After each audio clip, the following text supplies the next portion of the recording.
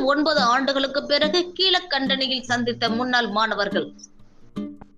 சிவகங்கை அருகே உள்ள கீழக்கண்டனியில் சீதையம்மாள் தனியார் பாலிடெக்னிக்கில் 1992 முதல் 95 வரை 240 மாணவர்கள் பயின்றனர். அவர்கள் தற்போது சிவகங்கை, திருவண்ணாமலை, தேனீர், ராமநாதபுரம், திருச்சி, நாகப்பட்டினம், மதுரை, கோயம்புத்தூர் உள்ளிட்ட பல்வேறு மாவட்டங்களில் இருந்தும், துபாய், அபுதாபி உள்ளிட்ட பல்வேறு நாடுகளில் இருந்த மாணவர்கள் வாட்ஸ்அப் குழு மூலம் ஒருங்கிணைந்த அவர்கள் 29 ஆண்டுகளுக்கு பிறகு ஒன்றிணைந்து தங்களது பழைய நினைவுகளையும் அனுபவங்களையும் பகிர்ந்து கொண்டனர்.